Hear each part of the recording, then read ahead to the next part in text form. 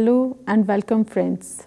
Today we'll discuss law of torts and consumer protection about the private defense, which is the justification in tort. This lecture will enable you to understand the concept of private defense. This is also known as self-help and self-protection.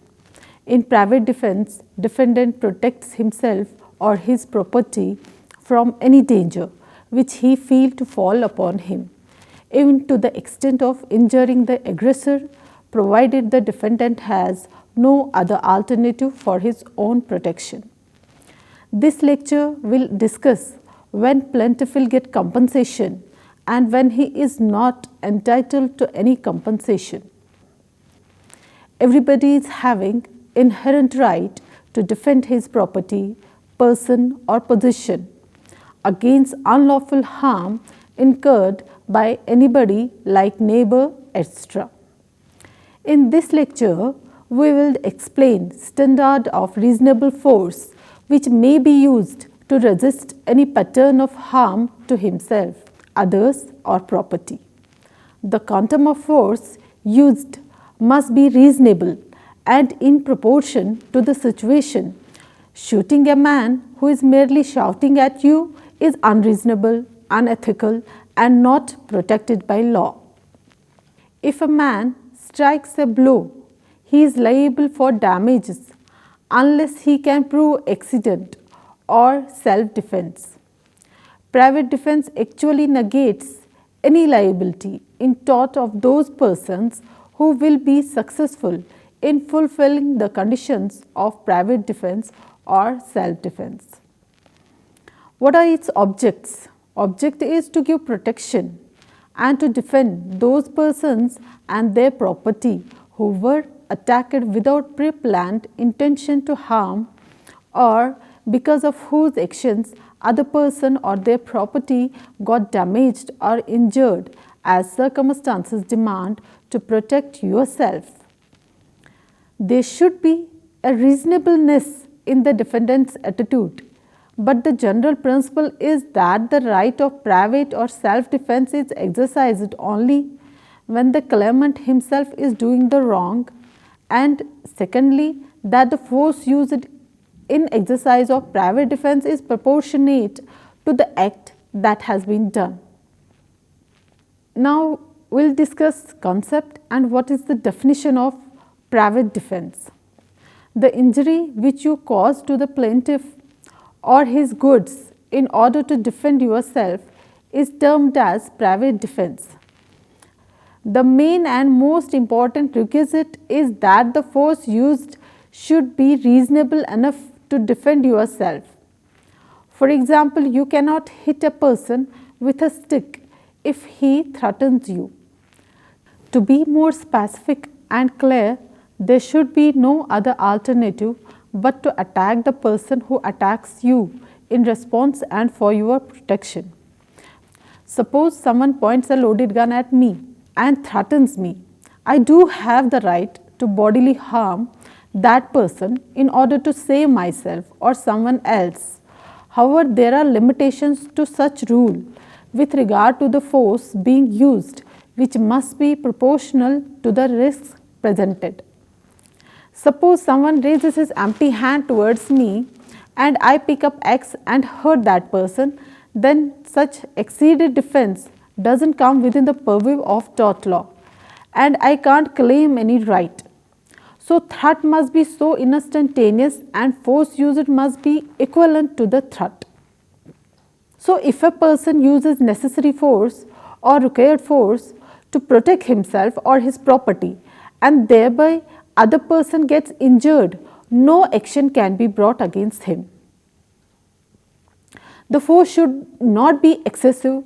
What force can be used in the particular circumstances to protect himself or his property is a difficult question to decide. However, this depends on the facts and circumstances of each case. Consider dispute between two persons. When the defendant was passing in front of the plaintiff's house, he aimed to shoot the plaintiff's dog who attempted to bite him. the dog ran away. But when the dog returned, the defendant shot the plaintiff's dog again and he died. It was held that the right of private defense could not be pleaded in this case. The act was unlawful because he shot at the dog at the time when he had not attacked him, and the force used was excessive, and therefore he was liable to pay compensation. Different interpretations by different courts about right of private defense were cause of concern because many innocent people were dragged to courts over minor issues. This defensive right can be extended to any extent in order to protect and save yourself or property. But this right no longer remains a right as soon as your intention is to injure others without any rhyme and reason. Also, the danger must be imminent. If there is malice and one is not naturally reacting to the attack on oneself, but such a reaction is pre-planned, then such a force is deemed to be unreasonable and the defense is not available. Every individual has the right to protect his life and his property, and in doing so, he may use certain amount of force if necessary. The law of torts recognizes right of private defense as a good defense. Therefore, any act done by a person in exercise of law will not give rise to a tortious liability. To use this defense, three conditions need to be satisfied. First, there must be a real and imminent threat to the defendant. Second, it must not be with ill motive or for any other purposes. It should be only for the protection of person and property. There should be no malefied or bad intention or ulterior motives to claim right of private defense. Third essential component of private defense, which is the force used by the defendant, should be in proportion to act committed and enough to ward off the imminent danger. Suppose a person installs an electric wired fence around his property to keep away trespassers without any warning signs at all. He is not only doing an act which is grossly negligent, but also he does not have the right to claim private defense as the means used are more dangerous than required. What force is necessary or when reasonable force has been used will depend on the circumstances of each case. In self-defense, fixing of pieces of glasses as spikes on the wall or keeping a watchdog may be justified, but fixing of high voltage barbed wire or spring guns is not justified. And whether it is justified or not, that needs to be established. In case of private defense, on whom burden of proof lies? Is it plaintiff or is it defendant? Burden to prove private defense is on defendant, as plaintiff is claiming compensation for loss suffered due to defendant's action. In case of private defense, apprehension has to be proved. Apprehension means anxiety or fear that something bad or unpleasant will happen. If a man is not in a position to grasp anything and without any reason attacks other and fail to prove important part of this defense, then defendant will be bound to pay compensation. So, burden of proof is on the person who apprehends the harm upon him. Harm caused to others is defense only when it is in any case requirement of the moment. No doubt whether defendant is protecting himself, his property or his family. But to what extent defendant can exercise such protection is to be measured on the basis of the circumstances. That is, it should be very much equal to expected from the attack or force applied by other person. In order to get the benefit of this defense, defendant has to show that it was not for any other purpose except to defend himself and their family, etc., as the circumstances are. As soon as person apprehends the harm, he may defend himself and cannot be said that he had exceeded his right when defense taken by him is proportional to attack suffered, and neither he has to wait for attack nor to use deadly weapon where no such weapon was used by other side. But if in attack any weapon is used, then in defense use of any weapon is justified. If any person enters any premises for burglary or trespass of the property, he will not be shot at sight, as that goes beyond the limitations of law. If trespassers or burglars are bitten by dogs or hit by horses or fall into pits, such defensive methods used for the protection of property is reasonable method, as is proportionate to the injuries which are likely to inflict upon the intruders. Usual method is to put broken glass or spikes on wall, or a fierce dog, but not deadly weapon like spring guns. When deadly weapon is used for the protection of property, nor for defense, will be extension of reasonable proportionality, which is not accepted in law as private defense. Consistently with the principle of proportion in the means of defense, more latitude is permissible in protecting premises by night than in the daytime, or when the occupier is not in the presence of the trespasser than when he is. Where hazardous substance enters into the land of one is not due to fault of anyone, then in such circumstances any affected person is having right to defend his property, like the landowner is having right to erect barricades or heightening banks on his own land, even diverting water because of flood from neighbor's land. Altruism is not demanded. Ordinary skill and care are necessary. When a man strikes at another within a distance capable of the latter being struck to resist it, and he is justified in using such a degree of force as will prevent a repetition. But in case of verbal provocation, blow is not justified. The person on the defensive can use as much force as is reasonably necessary.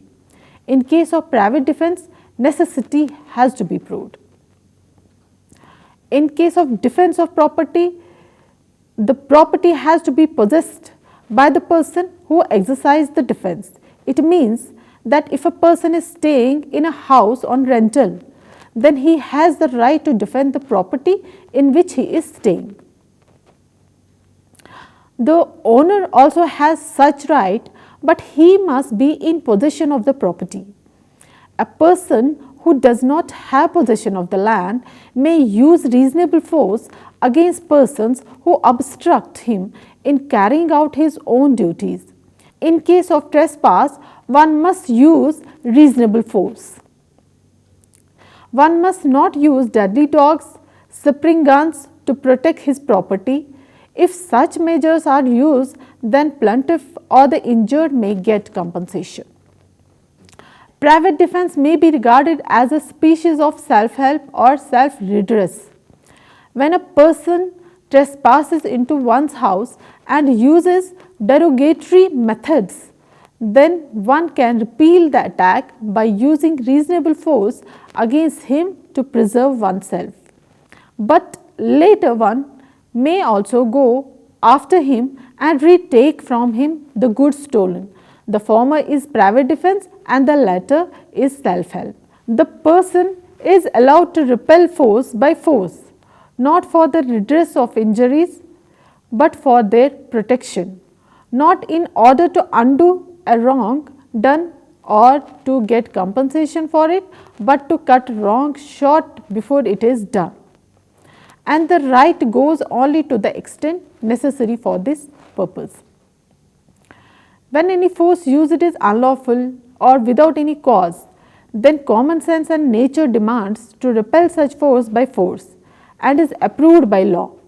Sudden and strong resistance to unrighteous attack is not merely a thing to be tolerated. In many cases, it is a moral duty. Therefore, it would be a grave mistake to regard self-defense as a necessary evil suffered by the law because of the hardness of men's heart. The right is a just and perfect one. It extends not only to the defense of man's own person, but to the defense of his property or possession. This defense can be exercised even to defend the wife or the husband or parent or child, a master or servant. The exercise of right of private defense is having its limitations and tests to be applied before its application, which is called as test of reasonableness. Test is whether the party's act was such as he might reasonably, in the circumstances, think necessary for the prevention of harm which he was not bound to suffer. As to injuries received by an innocent third person from an act done in self-defense, they must be dealt with on the same principle as accidental harm proceeding from any other act lawful in itself. This principle was also approved by the courts in Scott v. Shepherd, 1773. It has to be considered, however, that a man repelling imminent danger cannot be expected to use as much care as he would if he had time to act deliberately. In case of Cockcroft v. Smith, 1705, a lawyer bit off the finger of a clerk during a scuffle in court. This was not a reasonable response to the clerk's threat, which involved thrusting his fingers towards the lawyer's eyes. This case established the idea that self-defense must be in proportion. The famous case of Morris v. Nugget, 1836, discussed the importance of the presence of a threat at the time when the act of private defense is committed. In the case, as the defendant was passing by a house, the defendant's dog came and bit him. When the defendant turned around and raised his gun, the dog ran away, but he shot the dog anyway. It was held that the defendant's act was not justified as there was no real threat at the time the defendant shot, and so he could not claim the plea of private defense. The case of Bird v. Holbrook, 1825, deals with the defense of protection of property. Holbrook, the defendant, set up a spring gun trap in his garden in order to catch an intruder who had been stealing from his garden. He did not post a warning. Bird, the petitioner, chased an escaped bird into the garden and set off the trap, suffering serious damage to his knee. Bird sued Holbrook for damages. It was held that while setting up traps or man traps can be valid as a deterrent when notice is also posted, D's intent was to injure someone rather than scare them off. Hence, he was held liable. Right of self-defense revolves around the general adage that necessity knows no law, and it is the primary duty of a man to first help himself. The right of self-preservation is inherent in every person, but to achieve that end, nothing could be done which militates against the right of another person. Holmes v. Bay, 1853. The claimant and the defendant were both members of a cricket club. But during the match, the defendant rudely asked the claimant to remove his coat, which he refused. The claimant neither removed his coat nor left the field. The defendant forcefully removed the claimant. The defendant, when sued for assault, pleaded possession of ground, but the plea was rejected as the possession of the land was in the committee of a club. In other case, Scott versus Shepherd, 1773. A threw a lighter's cube into a crowded market. It fell upon a stall of B. C, a bystander, to prevent injury to himself, takes and throws it away. It fell in D's stall, who in turn threw it away, which exploded on the face of E and blinded his one eye. In such case, the intermediate involuntary agents who acted under right of private defense are not liable.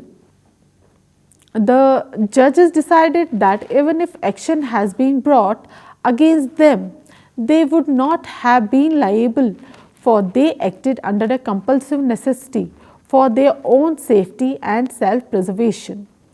This goes to the length of suggesting that a man acting on the spur of the moment under compulsive necessity is excusable as not being a voluntary agent and is therefore not bound to take any care at all. In other case, Revill versus Newbury, 1996, an allotment owner got fed up of people nicking his stuff, so he hid in his shed with a shotgun. He managed to shoot a trespasser after much waiting. This was not in proportion either. In other case, Lane versus Holloway, 1968, 64-year-old plaintiff struck the 23-year-old defendant on the shoulder, and the defendant responded by hitting the plaintiff in the eye with such severity that he was in hospital for a month. The Court of Appeal held that the blow was out of all proportion to the original act of the plaintiff, so that no defense of consent or self-defense was applicable. The court also held that provocation of the plaintiff could not be used to reduce compensatory damages. In other case, Bici versus Ministry of Defense in 2004, 3 British soldiers in Kosovo shot 2 men and wounded 2 others travelling together in a car. The Ministry of Defense was vicariously liable as the soldiers' employer. Bici and Bici brought claims in trespass to the person and negligence, while the soldiers' defense was self-defense. In the case of trespass to the person, the court held that even though the soldiers had managed to shoot a man they were not aiming at, it was a case of transferred intent and that battery had been committed. The claim for assault on the other man failed because in the eyes of the court there had been no actual intent to make the rest of the party fear for their lives. They had missed their target and shot someone else, but not intentionally. That's all about today's lecture. Hope you have understood it well. Thank you and goodbye.